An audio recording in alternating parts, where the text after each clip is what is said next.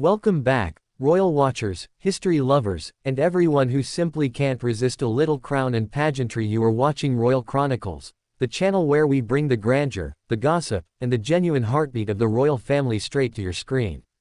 If you're new here, you are in for a treat. Hit that subscribe button right now and tap the notification bell, because trust us, this is one royal story you do not want to miss a single episode of. And for our loyal Royal Chronicles family, you already knew something extraordinary was coming today. You can feel it. Now, imagine this. A king, not just any king, but the King of England steps onto American soil. The crowd doesn't just clap. They gasp. They reach out. They take photos with trembling hands. Grown adults whisper, "I never thought I'd see this in my lifetime." Some cry. Some laugh. Some simply stare, completely frozen, as if a character from a history book had just walked off the page and looked them directly in the eye. Here's the thing that nobody is really talking about. America doesn't have a king.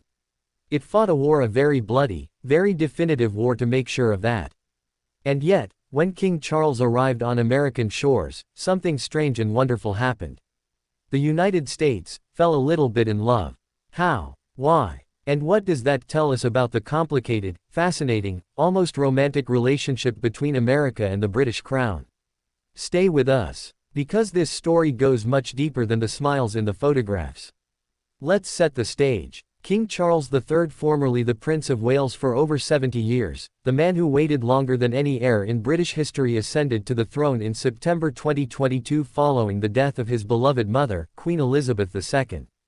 The world mourned. The world watched. And then, slowly, the world began to wonder, who exactly is King Charles? For decades, he was the man in the background. Occasionally controversial, often misunderstood. The prince who talked to his plants, championed organic farming when it was deeply unfashionable, and had a love life that played out on the front pages of every tabloid on the planet. But a king. A proper, dignified, awe-inspiring king. That, the world and especially America was not entirely sure about. And then came the visits. The speeches. The moments. When King Charles addressed the United States Congress, only the fourth British monarch ever to do so, the room did something remarkable. It gave him a standing ovation. Multiple times. American senators and representatives, people who debate, argue, and disagree for a living, rose to their feet for a man who holds no elected office, commands no American army, and technically represents the very system their founding fathers rejected. Why? Because Charles spoke to something that transcends politics. He spoke about shared values, about climate, his lifelong passion about the ties of language and culture and history that bind two nations even across centuries of independence. He was warm. He was witty. He was, by every account in that chamber, utterly charming. On the streets of Washington and New York, the reaction was electric. Americans who had never given the royal family a second thought found themselves craning their necks for a glimpse. Social media lit up. King Charles trended. News anchors who usually speak in measured, journalistic tones visibly softened when they said his name. One reporter outside the Capitol described the scene simply: people were smiling. Just smiling. But here's what makes this so fascinating and why we're dedicating an entire episode to it. America's relationship with the British royal family is unlike any other nation's. It is built on contradiction. Americans pride themselves on rejecting monarchy. No titles. No inherited power. No bowing. The whole founding mythology of the United States is essentially, we don't do kings.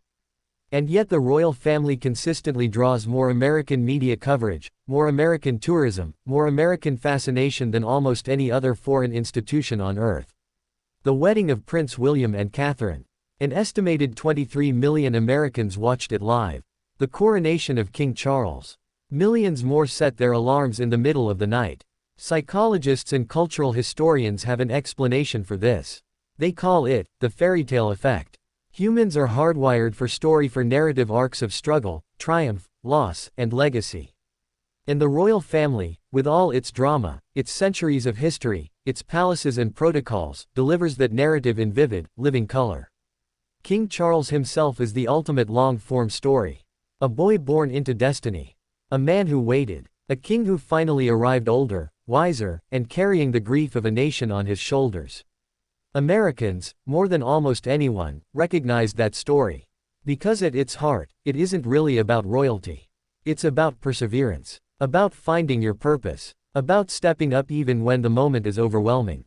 The smiles on American faces when King Charles visited weren't just courtesy.